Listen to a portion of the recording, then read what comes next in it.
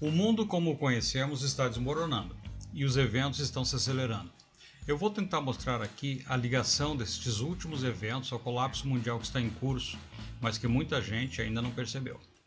Esse colapso foi projetado e planejado, e, apesar de seus articuladores estarem sofrendo alguns reveses, parece que ele virá, de uma forma ou de outra, mesmo que lá no final, lá na frente, o bem vença o mal, o que eu acredito que é o que acontecerá.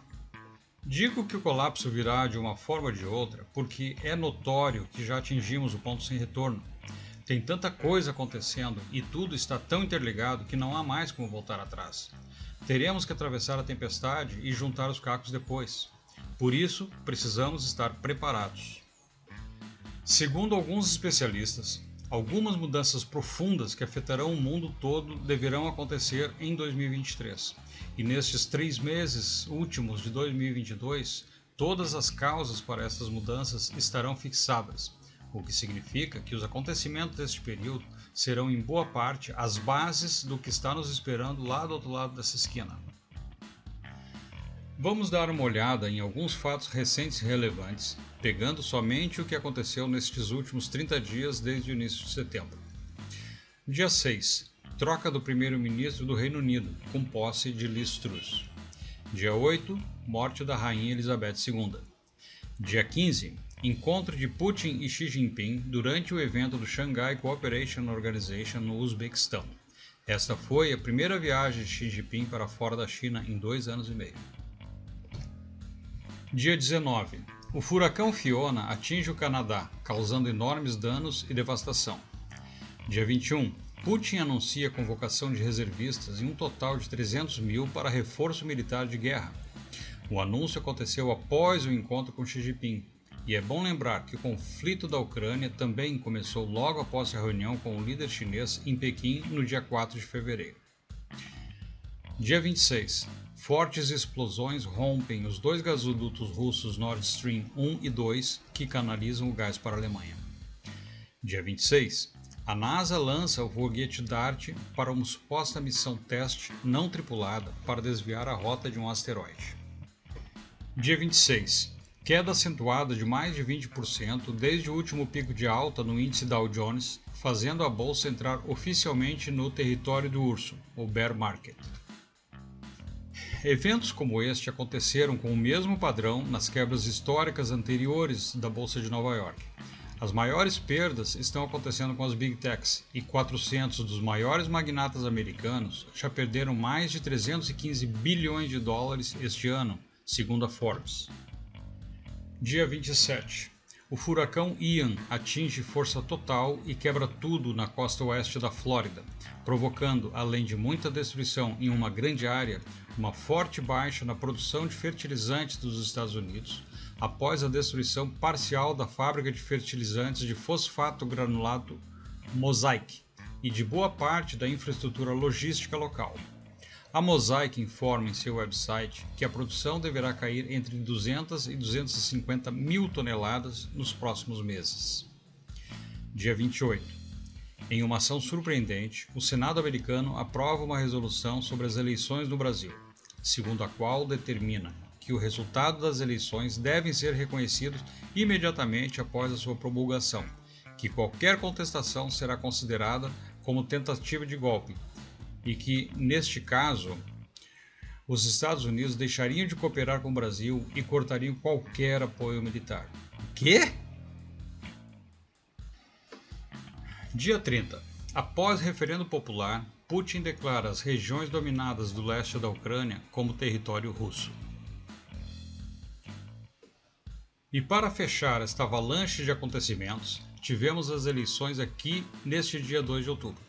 Não tem como não fazer a ligação desta resolução do Senado americano com a implacável guerra decretada pela mídia internacional contra o governo Bolsonaro, que tem se intensificado nos últimos dias, praticamente já declarando que ele perderia as eleições no primeiro turno. Parece assim que uma coisa complementa a outra, uma justificando a outra. Não parece estranho esta campanha mundial contra o Bolsonaro? Faz algum sentido? Voltarei a esse tema mais à frente. Pode até parecer que todas essas coisas não têm relação umas com as outras, só que não. Todos esses fatos estão interligados e são a sequência da fase que se iniciou mais agudamente a partir de 2020. São fatos relevantes que mexem com as peças do tabuleiro e, precisamos concordar, é muita coisa acontecendo em muito pouco tempo. Para variar, parece que nada mais é normal desde 2020. A troca do primeiro-ministro e a morte da Rainha Elizabeth, com a consequente proclamação do rei Charles III, já são por si só uma mudança muito forte no jogo. Temos que considerar que no centro do poder mundial está o Reino Unido, mais especificamente a City of London, onde estão os verdadeiros jogadores. Como foi demonstrado no artigo anterior, quem é afinal a elite que domina o mundo? De certa forma, a Inglaterra está sob nova direção, e precisamos esperar para ver o que essa nova conjuntura de poder vai nos apresentar, depois de uns bons 70 anos em que essa articulação esteve nas mesmas mãos, as da rainha. A aliança de Putin e a China salienta ainda mais a nova realidade que está se formando, de um mundo multipolar, contrapondo-se à situação de um mundo unipolar, com o domínio exclusivo dos Estados Unidos, como tem sido há mais de 80 anos. Essa aliança, que reúne outros países, como a Índia, por exemplo, está lutando contra a dominação da elite mundial, e é dessa luta que estão saindo as tensões que devem se transformar em guerra quente muito em breve. Em toda a história, nenhum império caiu pacificamente, sempre foi a resultante de uma guerra. Não é de se imaginar que seria diferente dessa vez. As explosões dos gasodutos russos foram uma sabotagem da elite pela via dos Estados Unidos, para provocar ainda mais a crise e tentar fazer a Rússia perder o controle e atacar, para poderem manter o padrão de ter quem culpar, sempre a Rússia, claro, e assim contra-atacar. Apesar disso ser bastante óbvio, é necessário provar, e aos poucos vão pipocando declarações de autoridades europeias nesse sentido. Por outro lado, com a anexação de parte do território da Ucrânia, Putin vai considerar como ataque à Rússia qualquer incursão nessas áreas. Em uma declaração recente, Putin afirmou que não está lutando contra a Ucrânia, e sim contra uma elite coletiva do Ocidente que quer dominar o mundo. O circo está mesmo pegando fogo. A crise econômica nos Estados Unidos começou a ficar evidente, e a quebradeira geral está por um fio para explodir. Exatamente como foi planejado por esta elite perversa que pretende quebrar as economias de todo o mundo para ter, enfim, as condições necessárias para implementar o grande finale de seu plano diabólico do Grande Reset e o governo mundial centralizado. Se os Estados Unidos quebram, o mundo vem abaixo como peças de dominó, ainda mais nas condições avançadas de declínio econômico em que praticamente todos os países se encontram desde a crise da Covid. A mídia tradicional, os grandes jornais, estão escandalosamente omitindo esses fatos. As análises econômicas que apresentam são sempre limitadas a cenários pequenos, ignorando completamente o tsunami que já está tomando forma. Tudo orquestrado, naturalmente, para que todos sejam pegos de surpresa e assim evitar eventuais reações que criem movimentos contrários que possam frustrar seus planos.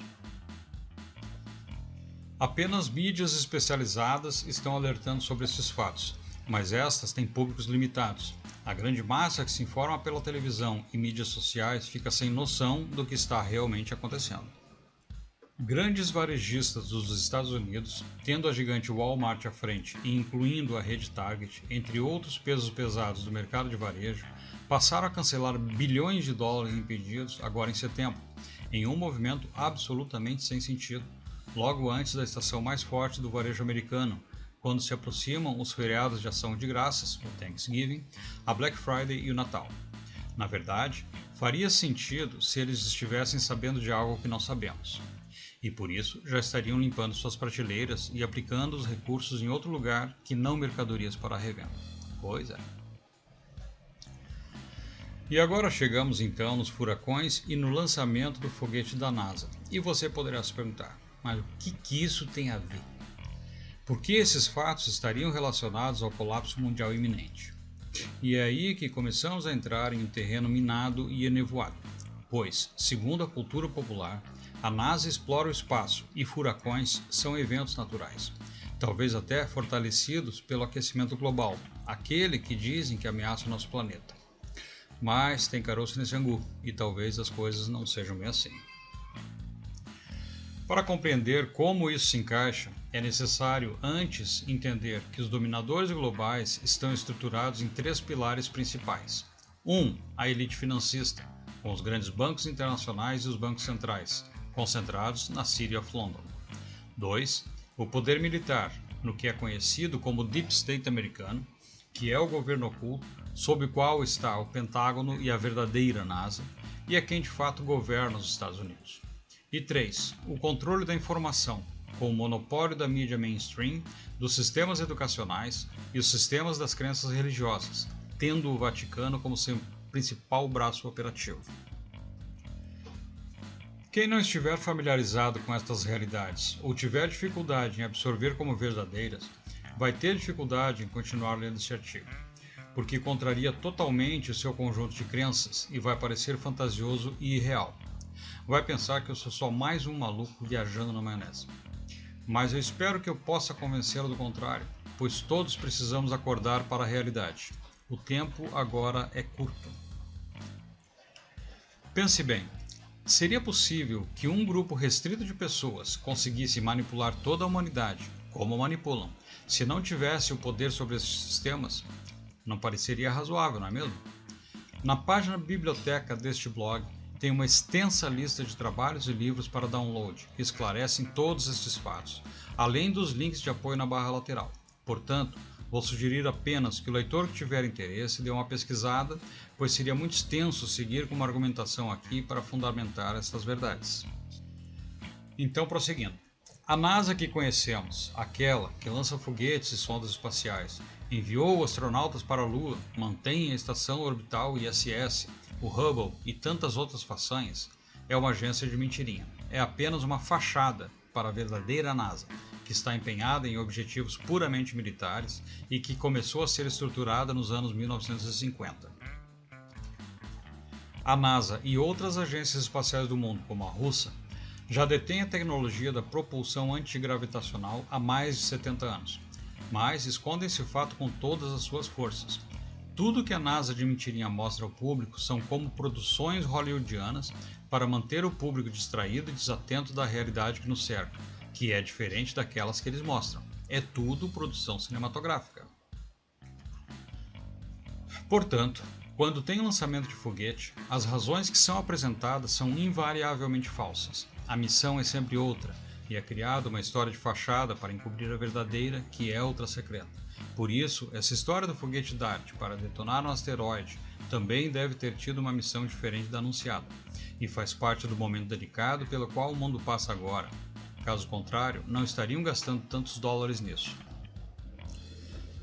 Neste link que segue abaixo, você pode verificar uma pequena amostra do que eu estou falando. E por isso também a nossa base de lançamentos de Alcântara foi sabotada lá atrás, no início dos anos 2000, e nunca mais prosperou. A exploração do espaço não é para amadores. Este é um clube realmente fechado. Sobre os furacões, assim como também sobre diversos outros eventos meteorológicos que têm estressado muitas regiões do planeta mais recentemente, e embora alguns possam ainda realmente ter causas naturais, pode-se afirmar que são parte da guerra de quinta geração que está em curso já há bastante tempo.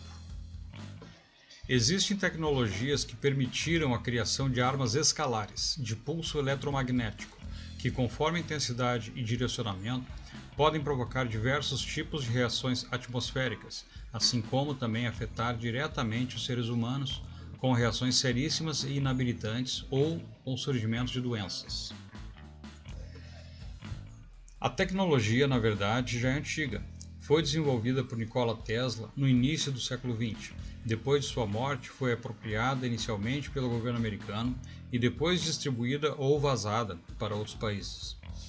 Como sempre nesse nosso mundo subvertido, novas tecnologias que poderiam adiantar nossa evolução grandemente surgem, mas são escondidas do público para uso estrito em armamentos.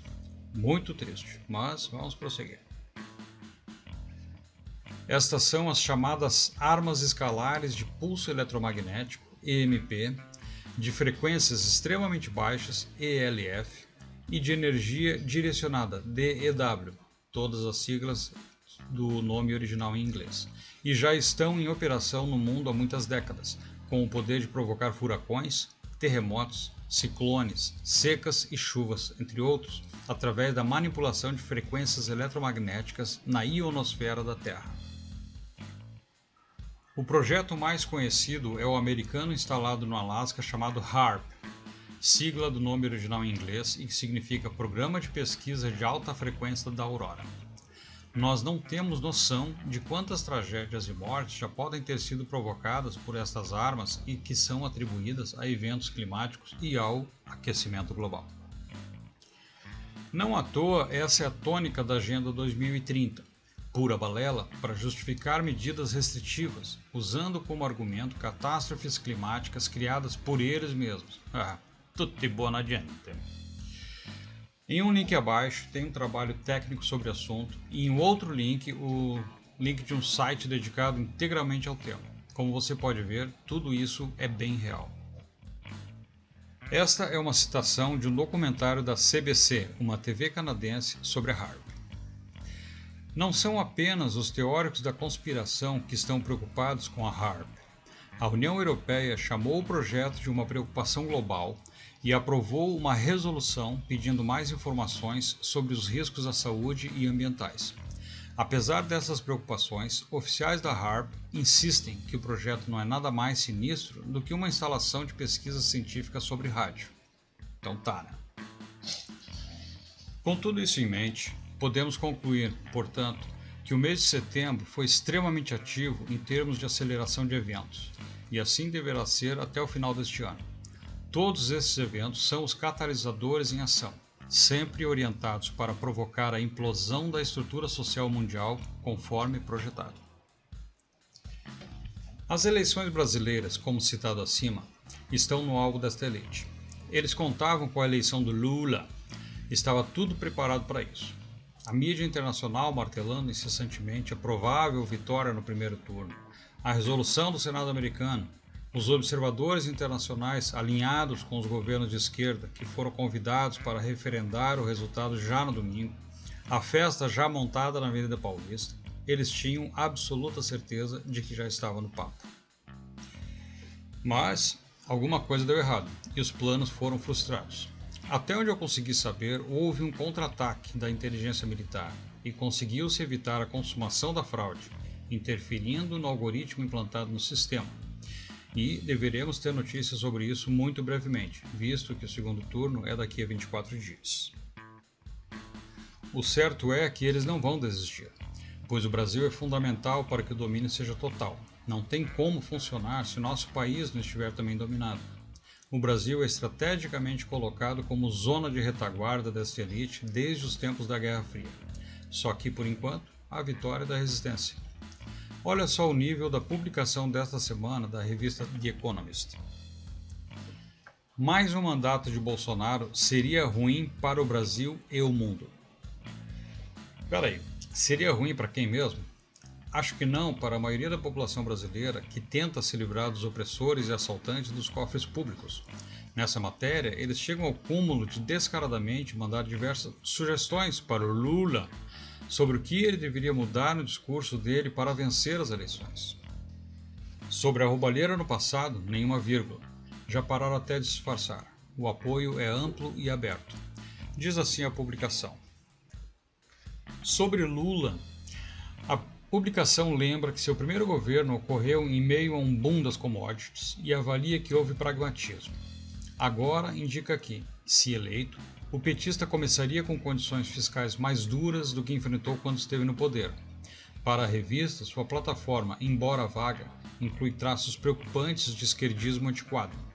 Entre as preocupações, a Economist avalia que o petista vê o Estado como o motor do crescimento e ele querer abrasileirar os preços da gasolina. Para a revista, Lula deve nomear publicamente um economista moderado como sua escolha para ministro das Finanças. O petista também deve garantir aos agricultores que não tolerará invasões de terras organizadas por movimentos sociais próximos a seu partido. Ele, Lula, deveria prometer não nacionalizar nenhuma indústria. Ele deveria parar de brincar com a ideia perigosa de interferir na liberdade de imprensa do Brasil, avalia ainda a revista. Então, pessoal, precisamos acordar. O mal está forçando a nossa porta.